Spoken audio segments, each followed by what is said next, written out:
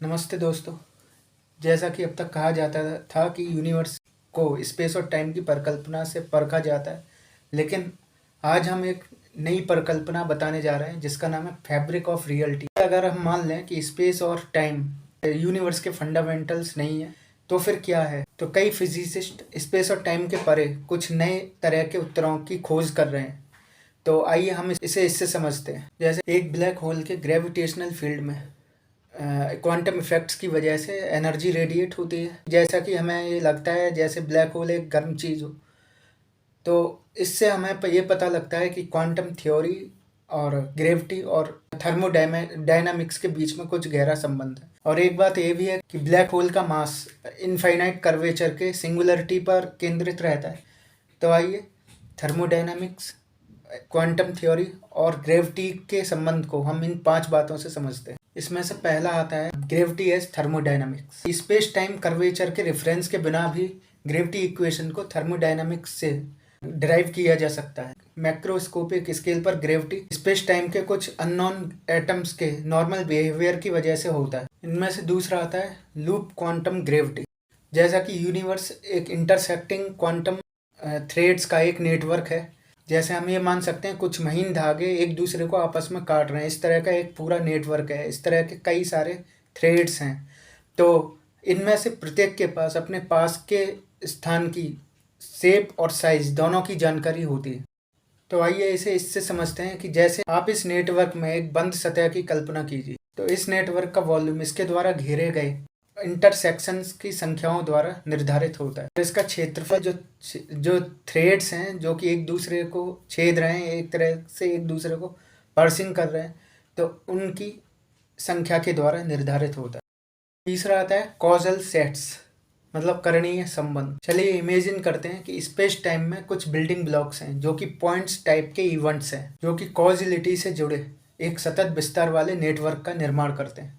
और इसमें जो पहले की घटनाएं होती हैं वो बाद वाली घटनाओं पर तो इफेक्ट डाल सकती हैं, लेकिन बाद वाली घटनाएं पहले वाली घटनाओं पर इफेक्ट नहीं डाल सकती।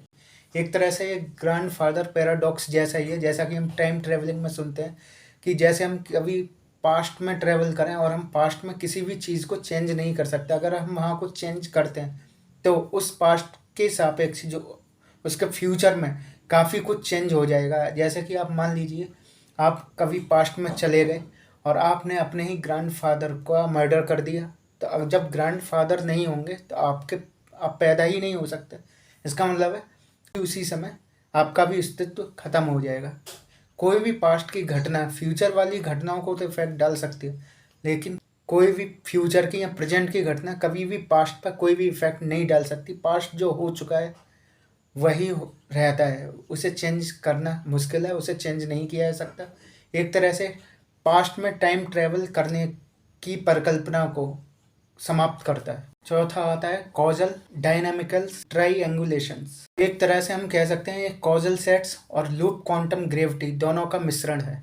इसमें हम कंप्यूटर सिमुलेशंस के जरिए फंडामेंटल क्वांटम रियलिटी को छोटे छोटे पॉलीगोनल शेप्स में इमेजिन करते हैं। ये पॉलीगोनल सेट्स क्वांटम रूल्स को फॉलो करते हैं क्योंकि वो ऑटोमेटिकली स्पेस टाइम के पैचेज में इकट्ठे होते रहते हैं। मतलब कि इससे हम ये अंदाज लगा सकते हैं कि कई सारी घटनाएं मिलकर एक दूसरी घटना को जन्म देती हैं जो कि उस पहली वाली घटनाओं से इफेक्टेड रहती हैं। तो हर पॉलीगोनल शेप्स का पिछले पॉलीगोनल शेप्स जिससे कि वो जनरेट हुआ है उसकी सारी इंफॉर्मेशन रहती है। पांचवा और अंतिम आता है होलोग्राफी। 3D ब्रह्मांड में ब्लैक होल और स्ट्रिंग्स होते हैं जो कि केवल ग्रेविटी द्वारा ही प्रभावित हो सकते हैं, जबकि इसकी 2D बाउंड्री में ऑर्डिनरी पार्टिकल्स होते हैं जो केवल स्टैंडर्ड क्वांटम फील्ड थ्योरी द्वारा ही प्रभावित हो सकते हैं। तो आइए इसे इस फिगर से समझते हैं। 3D इंटीरियर में होने वाली किसी भी घटना को 2D बाउंड्री पर किसी प्रक्रिया के रूप में वर्णित किया जा सकता है, और इसके विपरीत भी हो सकता है। जैसे 2D बाउंड्री पर किसी होने वाली घटना को 3D इंटीरियर में किसी प्रक्रिया के रूप में वर्णित किया जा सकता है।